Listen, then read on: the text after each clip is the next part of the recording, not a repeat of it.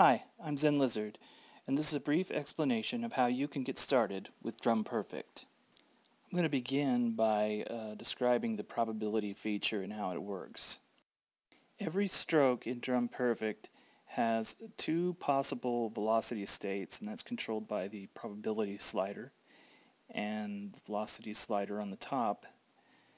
So I've put in a very high velocity kick drum hit here. The probability is right in the middle, so it's just as likely to play the A state as the B state. Now I've switched it to B, and I've selected the stroke, and I'm bringing it down to a low velocity. And then switching back to A, you can see it's still at the high velocity. So it's going to play one of these two, and the probability is about 50% right in the middle. I could put it down to 0, which would mean that the stroke would not play at all roughly half the time. But I've moved it back up so for this demonstration, so you can hear that it plays softly and loudly, and it's about 50-50 because the probability is set to the middle.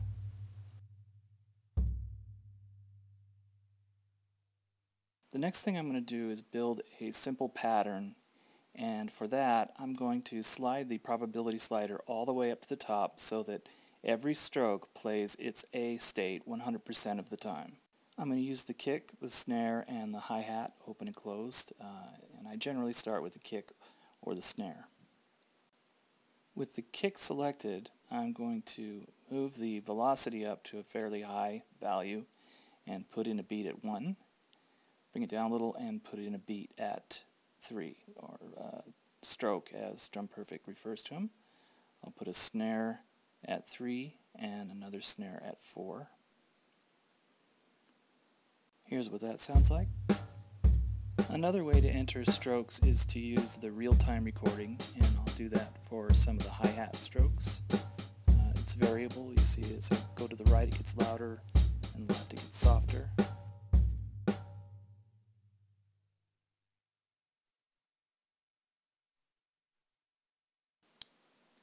I'll press play to get the transport going and press the record button. Start randomly putting in hi-hats for this demonstration. I can do this randomly because everything gets quantized.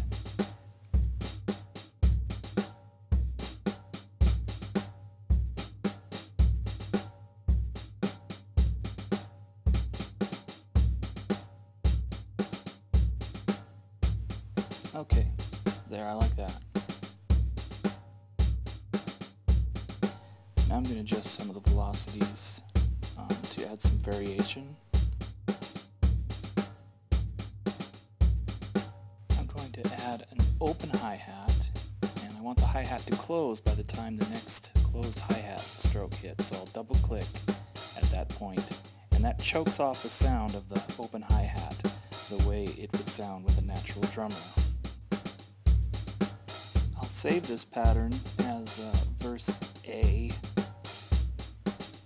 Important to save the patterns as soon as you're happy with them.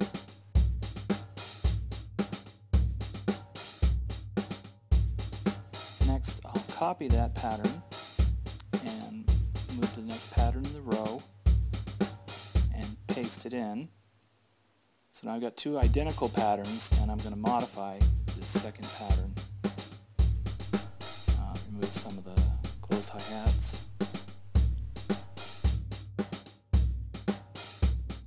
And I'll add another open hi-hat.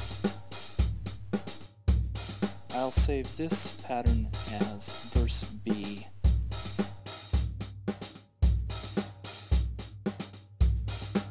I'm also going to select some of the closed hi-hats and change the velocity on them, again just to add a little bit of variation.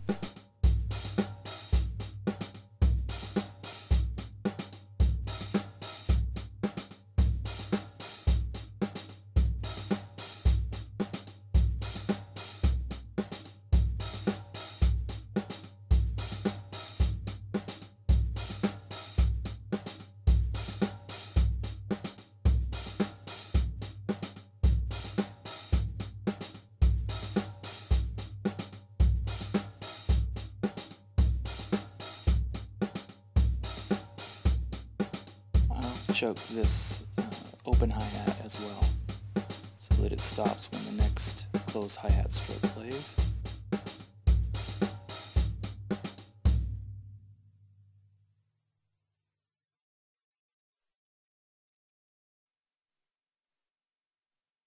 Oh yeah, got to take the select off before I can double tap in that choke.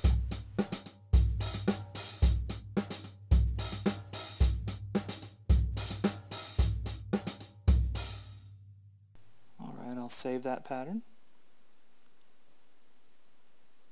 Save A just to be on the safe side. This is the overview grid, and so it's just like any other drum app in iOS where you can see it all at once. You can add and remove strokes in the grid as well. Moving over to song mode, this is where you assemble your patterns into a song. So I'm going to start with a count in and insert that, and then alternate verses A and B. It's a good idea to save and save often. And let's hear what that sounds like.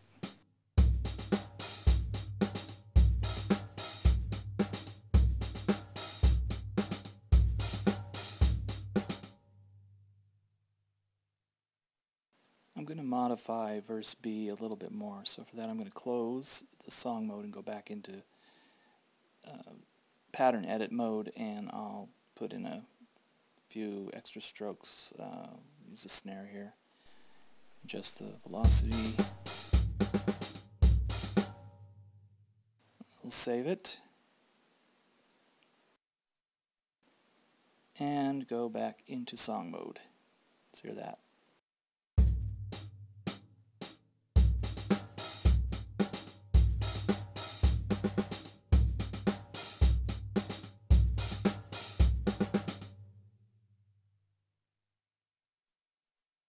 We'll save it again, and let's go back to pattern mode. Just a touch more variation. Now, at this tempo, a drummer would normally be playing these snare hits with one hand, but just to demonstrate it, I'm going to swipe on this stroke and change it to the right hand. And you can hear it gives it a slightly different character to the sound of the stroke. I'm going to go into Kit Edit to show you why that is. You have these different samples here for the left and right hand. Tap on one, you can change it by choosing one and closing. It's that simple. I'll close it now.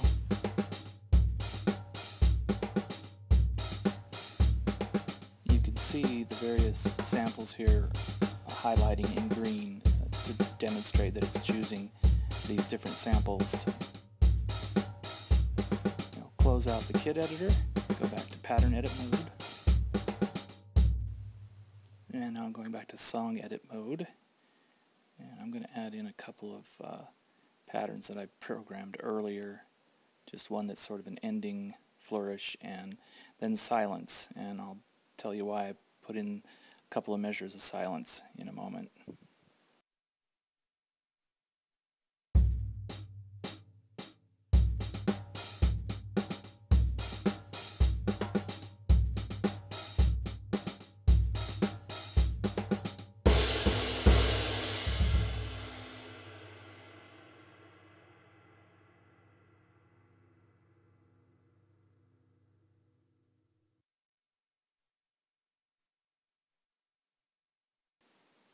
I want to export the song now.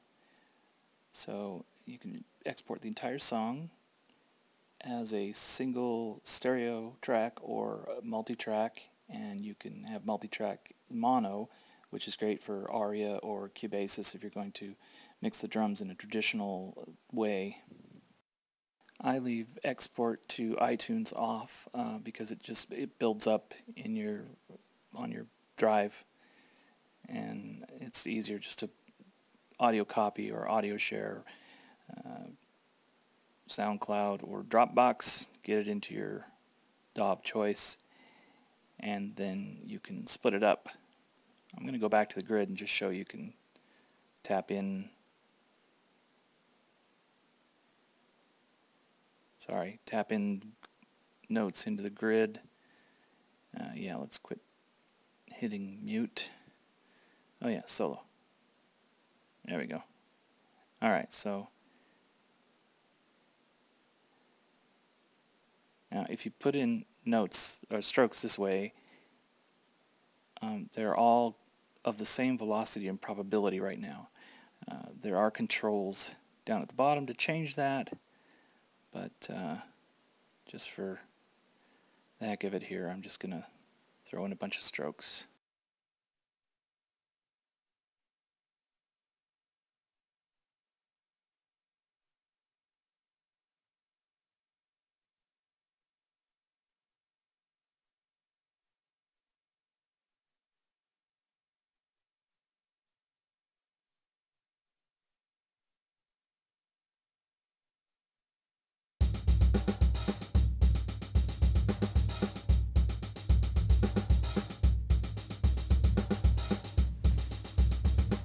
As you can see, all these are the same velocity, which you can tell by how high the stroke is, how tall it is, which you can control with these controls down here at the bottom, the gray buttons.